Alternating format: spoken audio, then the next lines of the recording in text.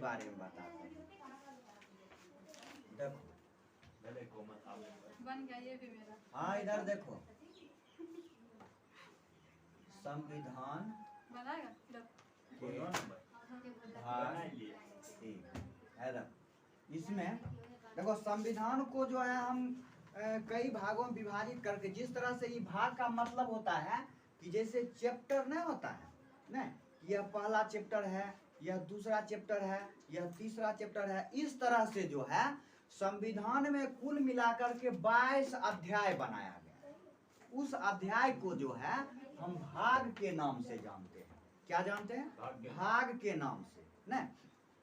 जैसे हम किसी और सब्जेक्ट में पढ़ते हैं, यह पहला चैप्टर पढ़ रहे हैं ना, जैसे चक्रवृद्धि ब्याज पढ़ रहे हो ना, यह एक चैप्टर है ना, अध्याय है। उसी प्रकार से संविधान के बारे में जानकारी लेने के लिए इसे जो है 22 भाग में विभाजित, 22 भाग 22 अध्याय बनाया गया। ठीक है, इस 22 अध्याय में जो है कुछ अनुच्छेद दिए गए हैं, यानी कि टॉपिक बताया गया है कि एक टॉपिक में ये है ना, दूसरे टॉपिक में ये है। इस तरह से कुल मिलाकर के 395 अनुच्छेद यानी टॉपिक बनाया गया है ना। तो उस टॉपिक को हम क्या कहते हैं? अनुच्छेद कहते हैं। उसे क्या कहते हैं? अनुच्छेद कहते हैं। तो हम इस भाग के बारे में जानते हैं। आज हम किस भाग 1 के बारे में पढ़ेंगे कि भाग 1 क्या कहता है। तो संविधान का जो भाग 1 कहता है वह राज्य के भारत राज्यों का संघ है, और उसके बाद संघ और उसके राज्य क्षेत्र के बारे में भाग 1 बताता है। संघ और राज्य क्षेत्र के बारे में बताता है, राज्य क्षेत्र के बारे में बताता है। यानी कि उसके राज्य क्षेत्र में इसमें कहता है भारत राज्यों का संघ है ना। भारत क्या है? भारत राज्यों का संघ है ना। इसमें अनुच्छेद जो है, इसमें कुल अनुच्छेद जो है, अनुच्छेद 1 से लेकर के और अनुच्छेद जो है 4 तक जो है इस में भाग 1 में वर्णन किया गया है।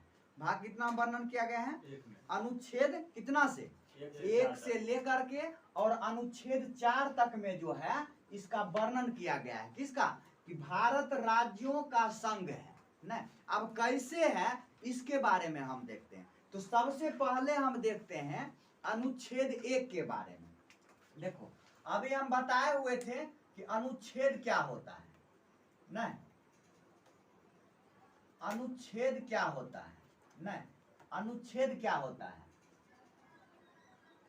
अनुच्छेद 1 के बारे में अभी हम बताए थे कि भाग जो होता है यह एक यानी कि अध्याय हुआ। ठीक है, अध्याय को हम भाग के रूप में जानते हैं। इस प्रकार से संविधान में कुल 22 अध्याय हैं। ठीक है, और उन अध्याय में नहीं क्या, हाँ एक्सरसाइज जिसको अंग्रेजी में कहते हैं, एक्सरसाइज जिसको कहते हैं ना, उसे संविधान में ना हम भाग के रूप में जानते हैं। ठीक है, कि यह पहला भाग है यानी पहला अध्याय या पहला एक्सरसाइज हम पढ़ रहे हैं।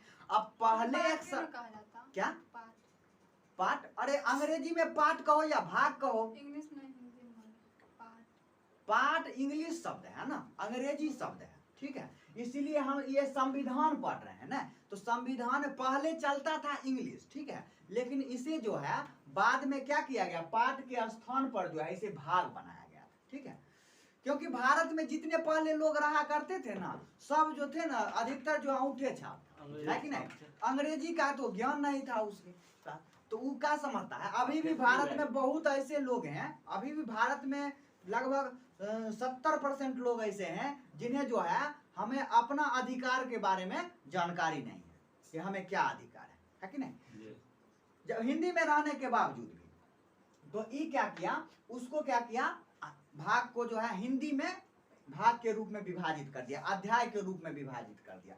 अब हमें यह देखा गया कि इन अध्याय में जो है ना, यानी कि बाय पार्ट करके उसे तोड़ तोड़ करके विभाजित किया गया है ना, कि अनुच्छेद जिसको हम क्या कहते हैं, अनुच्छेद के रूप में कहते हैं, जिसको जो है अनुच्छेद के रूप में हम जानते हैं ना, जिसे अनुच्छेद के रूप में, जैसे न कहते हैं कि जो यानी कि सूची देकर के डैश लिखो ना, या हम कहते हैं कि मनुष्य के मस्तिष्क के बारे में जैसे हम जानते हैं विज्ञान में, बायोलॉजी में जैसे पढ़ते हैं, तो मस्तिष्क को 3 भागों में विभाजित किया गया है ना, मनुष्य के मस्तिष्क 3 भाग, उसी तरह से भाग 1 को जो है इसे 3 तरह से हम विभाजित करके लिख सकते हैं, बाय पार्ट में इसे तोड़ा गया है ना।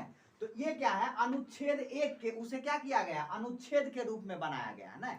और सभी जो है सब जो है कुल मिलाकर के कितने अनुच्छेद हैं, 395 अनुच्छेद है। संविधान में कुल मिलाकर के कितने अनुच्छेद हैं, 395 अनुच्छेद है। अब हम उनमें से सबसे पहले अनुच्छेद के बारे में जानते हैं। तो सबसे पहला जो अनुच्छेद कहता है, भारत जो है राज्यों का संघ है, राज्यों का संघ है ना। अब हम कैसे कहेंगे कि भारत जो है सो राज्यों का संघ है, इस पर हमें जिक्र करना है, इस पर हमें देखना है कि भारत राज्यों का संघ है। तो कैसे हम कहेंगे कि भारत राज्यों का संघ है, तो देखो इसको क्या किया गया था, इसमें कन्फेडरल,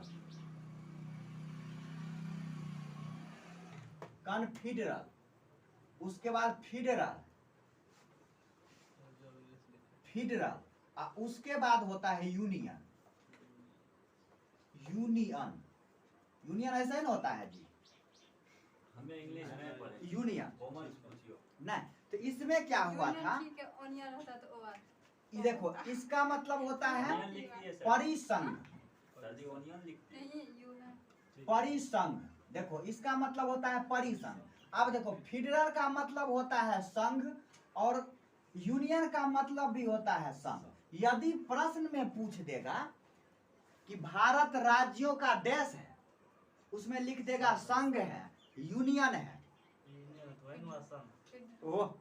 फेडरल मतलब भी न संघ होता है, यूनियन मतलब भी न संघ होता है।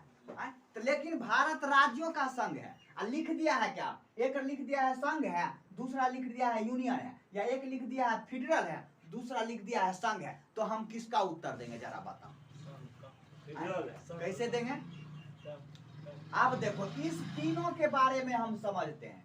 ये जो है सबसे यानी कि कमजोर रहता है, ये कन्फेडरल में क्या होता है, भारत जैसे राज्यों का, ऐसे कई देश हैं ना जो राज्यों का संघ है, लेकिन कुछ ऐसे भी हैं, राज्यों का संघ का मतलब क्या होता है, ये जब चाहेगा ना तब उस राज्य से अलग हो सकता है।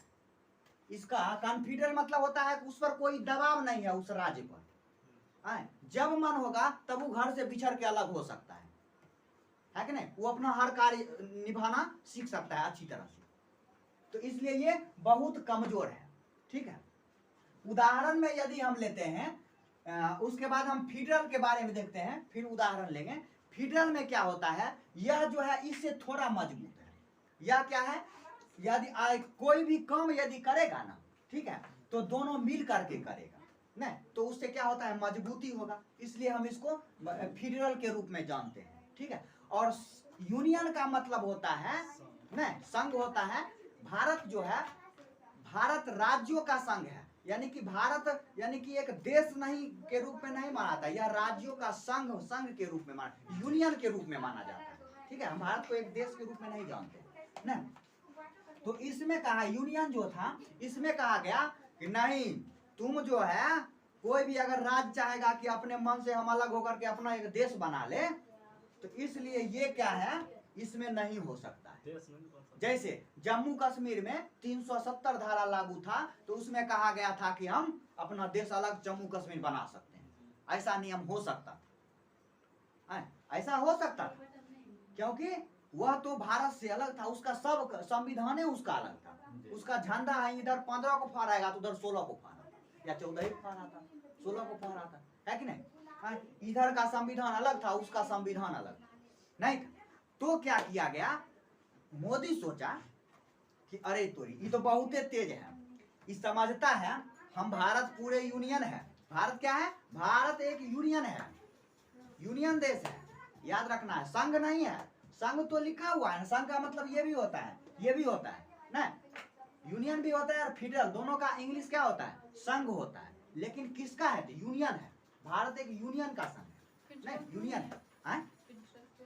फेडरल इसलिए नहीं है, बता रहे हैं अभी तुरंत फेडरल के बारे में, ठीक है।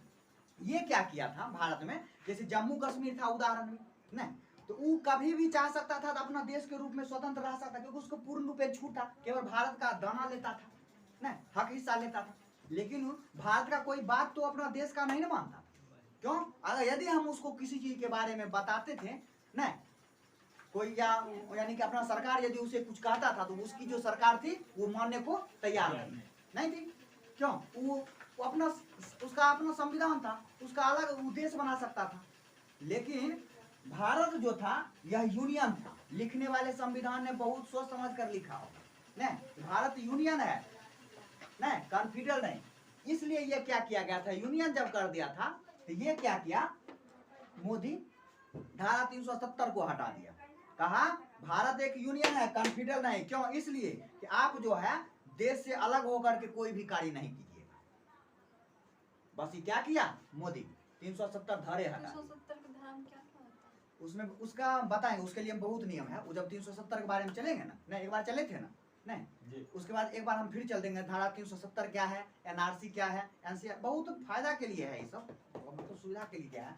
तो ये क्या किया था, नहीं तो इसमें क्या किया गया था, भारत जो था राज्यों का संघ था, इसलिए यूनियन, अगर यूनियन दे दे ठीक है और संघ दे दे तो हम यूनियन पर टिक मारेंगे ऑब्जेक्टिव, क्योंकि यूनियन का मतलब फेडरल, संघ का मतलब फेडरल भी होता है, इसलिए हम संघ नहीं मारेंगे, ठीक है। यदि कोई नहीं रहता है इनमें से तब हम अगर संघ एक दिया हुआ है तब हम संघ को मार सकते हैं। लेकिन यदि यूनियन भी है और संघ भी है, नहीं तो संघ का मतलब तो दोनों हो सकता है, नहीं लेकिन यूनियन तो इंग्लिश नाम है, यूनियन तो हम लिख सकते हैं ऑप्शन में, अगर यूनियन देता है तो नहीं कहेगा भारत राज्यों का क्या है तो यूनियन है, नहीं संघ नहीं, संघ भी ऑप्शन में है और यूनियन भी है, तो उस वक्त हम क्या करेंगे, यूनियन को मारेंगे, क्योंकि भारत जो है यानी कि भारत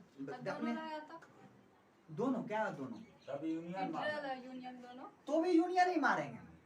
नहीं, जैसे दिया था वो फेडरल का मतलब ही संघ होता है, यूनियन का मतलब ही संघ होता है, लेकिन भारत एक यूनियन देश है, नहीं संघ, संघ है तो हिंदी में है, हिंदी का मतलब दोनों होता है, ये देखना, नहीं हिंदी का मतलब दोनों होता है इसका ना, फेडरल का मतलब हिंदी, लेकिन हमारा देश क्या है, एक यूनियन है, नहीं यूनियन मतलब सर संघ होता है, समूह होता है। हाँ संघ है, मतलब हम जो है राज्यों का, राज्य मिलकर के कार्य है। यदि कोई राज्य जैसे बंगाल सोचेगा कि हम कोई अपना अलग देश कर सकते हैं, वो हो नहीं सकता है, चाहे उसकी प्रधानमंत्री वहां की कुछ भी करे, लेकिन वह राज्य कभी नहीं देश से अलग हो सकता है, ऐसा प्रतिबंध किया गया है। अपने मन से कोई जो चाहेगा कि हम अपना देश को, राज्य को अपना अलग देश बना ले, अलग संविधान बना ले, ये कभी नहीं हो सकता है, क्योंकि भारत क्या है, एक यूनियन है।